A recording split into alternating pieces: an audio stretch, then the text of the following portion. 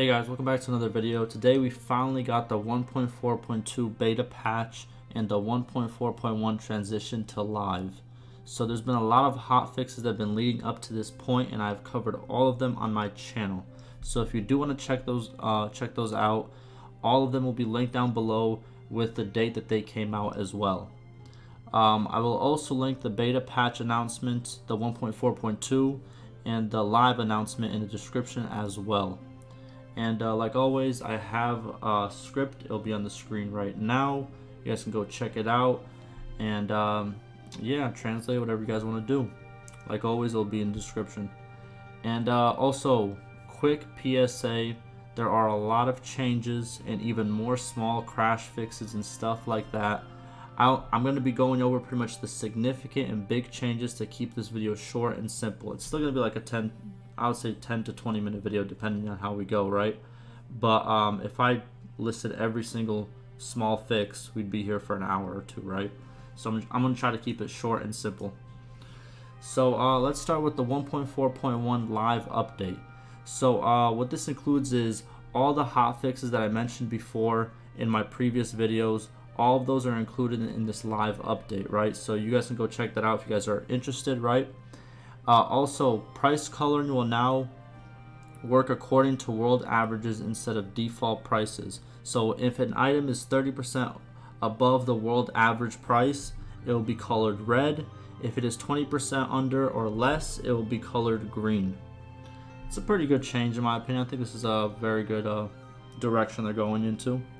Now, Mercenaries will no longer pay tributes. There was a weird bug where players would get paid like for being a mercenary, but also have to pay to be a mercenary. It was a weird bug. It happened to some players. I never experienced it personally, but it's a good change to see. Next, peace barters have been fixed. So pretty much no more 1 dinar for peace, if you know what I mean. So like, there's been times where if you completely dominate a different kingdom and then you pretty much say, hey, let's have peace, all you had to offer them was pretty much 1 or 2 dinars, something very light. And that's pretty much gone now. Peace barters are fixed. Now we have town prices now model what caravans and other parties buy in terms of supply and demand. I like this change a lot. It adds a lot of realism. It makes the system of buying and selling more dynamic. You know, now you have to see what actual caravans bring in and what other parties buy. I think it's very it's a cool concept that they added. And also, they fix issues where players have to pay extra influence to pass a policy, even though there was no other clans to overrule the decision. This is a great change. I always pass a lot of policies early on when I start a kingdom, and this was definitely a problem for me because I would propose a policy for 50 influence, right? And then it would cost something about like 130, even though I was the only clan in my kingdom. So that is a great change to see. Now, so that is all the 1.4.1 live patch. Now let's move on to the 1.42 beta. Now another quick PSA, if you plan to play on a previous save on this new patch, on this new beta patch, please wait for the hotfix first. I played for a good 20 minutes to check out the changes, and I found a good 5 to 6 crashes, you know? So whenever my kingdom made a vote for anything, whether it was peace, whether it was for a fief or for anything like that, I got a crash. Also, entering some battles made me crash for some reason. And also in the main menu options, the custom battle, which is right under, I'm pretty sure, the campaign option, it does not work. It will crash when you press start. So that's pretty much all the little crashes and stuff that I've found, but I'm pretty sure people have found more. I have made the devs aware of this problem, and I got a reply from them saying they are working on this issue. They pretty much found the issue and now they're working on it as we speak. So hotfix is soon to come. So just beware, if you choose to play 1.4.2, just know there's a lot of crashes, and some of them you really can't even avoid. Now let's move on to the changes and see everything that's been changed. So there's been a lot of crash fixes. I will put them on the screen right now. So if you want to pause it, you guys can, but it's a lot of crash fixes on a lot of, you know, minor things, but it's always good to see crash fixes. So I'm very happy that they are consistently adding these, right? Now we have save files are now more optimized. They said it's 80% more optimized, and there are 3 autosaves that rotate. So the first autosave is saved as autosave 1, then autosave 2, and then autosave 3.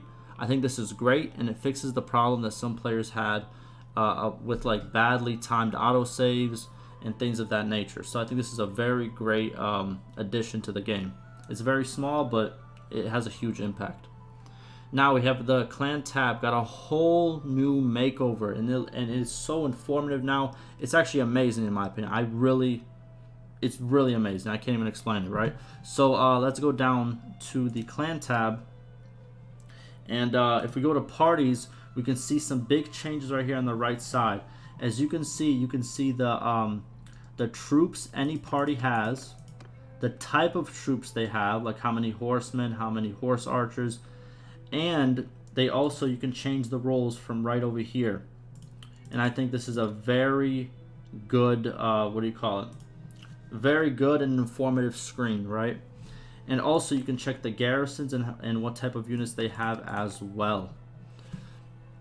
Now we have the Fiefs tab. The Fiefs tab, they pretty much organized towns and castles into 2 different categories, and they also added all the information that you would get if you went to the town yourself, right? Or castle. So they added all the main stats, the nobles, and the bound villages. And I think this is it's very nice, neat, and it like adds a lot more things to what used to be like a really bland page, right? Because like before this, there wasn't that much information. It was very basic. But this is more in depth, and I really enjoy it. Like, I'm very excited. Like, you know what I mean? Like, for my next playthrough on this patch or the next stable patch, it's gonna be great. Ooh, got an update. Okay. And then we have the other tab, and for this one, workshops, as you can see, we see a lot more things to do with workshops. We can see what the inputs are, pretty much what you need to make the workshop work, and then the outputs of what they will make. And yeah, just a little bit more information. We got a little icon over here. Very nice in my opinion. Now we have a lot of fixes to UI and text problems. Also, they added perk icons to one-handed and two-handed perks, as we can see right here. I'm gonna go to the character, and these perks were pretty much added. There's still some missing, but a good amount has been added. Unlike Polearm, they kind of, are still working on those. Next, we have the Polearm Skill, though. It was reworked, and there are secondary effects that were added to two-handed and the Polearm perks, right? So if you look at these perks, as you can see, there's 2 different, what would you call it? Perk attributes or perk descriptions. And also for the two-handed, it's the same way for them. So now we have a full row of pretty much skills that have been reworked. So the next skill to be reworked is bow, and I'm very excited because I use the bow a lot. So I am excited for the next update that has to do with reworking this skill. Also, these changes were expected because the devs did state that they will rework one skill at a time. Now, they also fixed charm, leadership, trade, medicine, one-handed, two-handed, and smithing perk bugs. They didn't actually state which ones they are. Hopefully these are back-end changes to make the perks work as they are intended, and they're also always good to see. We'll see how it works in the future, but they didn't really give too much of a description for this. Now we have minor factions were making too much money. This was fixed. In my opinion, this is kind of vague. I don't know how they actually fixed it. Maybe they reduced how much money they earn per contract, but players can't really see that amount. But yeah, apparently there was an inflation problem with gold and minor factions, and that is now fixed. So I guess it is good, right? Now we have fixed issues with safe passage option when a player inside of a settlement starts getting sieged. This sounds like a good change to me. It never really happened to me, but I know this is a big problem for people who focus on smithing, and it's a problem that they've run into where they were in a town, they were smithing, and all of a sudden it started getting sieged, right? So I think this is a good overall change. Now we have raiding a village will cause relationship loss depending on the damage you do, not just by clicking raid. So before, you can literally spam the raid button and then go back and spam it again, and you get a relationship loss each time you did that. Now you won't get it multiple times. You'll only get it depending on how much damage you do or how long you stay and how much items you receive from raiding. Also, you will receive less reputation loss from raiding a village while at peace with the kingdom. So if you want to start a war by raiding a village, you won't lose as much reputation as you did before. Now, a new quest called Scout Enemy Garrison is added, and a lot more changes to previous quests were added. I'm going to put that on the screen right now. You can pause it if you want to read it. Also, there's a new dialogue option where you can join an army even if you are not part of the faction. And I think this is a very cool new feature. I'm definitely going to use it in new playthroughs. It adds a different game dynamic where you don't have to specifically fight for any one kingdom. You can kind of, switch up depending on how you feel. And I think that's very cool. Next, we have townspeople and villagers will talk about quests. Now, the same way as if you go to the tavern, they're going to talk about market prices and trade secrets, right? So that's the same way they're going to talk about new quests and issues that are in the town. I think that's very cool. It gives more dialogue options, so very good to see. Characters will now also remember you after quests. I think this is very realistic, and it adds depth to NPCs. It makes it kind of, more alive. It makes the town feel more alive when there's stuff to talk about, because right now the NPCs are pretty dry when you talk to them. So hopefully, over time and with this fix right now, not this fix, this addition, we can get more depth when it comes to talking to various NPCs. Now, new noble weapons will now be carried by AI lords. Potentially, this is some high value and cool loot. What the devs could do in later patches is like maybe add stat increases to these weapons and make them special and rare. That's just my idea. It depends. It might get might be abused, but I think it would be a cool addition to the game. If they're gonna add new noble weapons, might as well make them have a little upside to them. Now we have a change to caravans.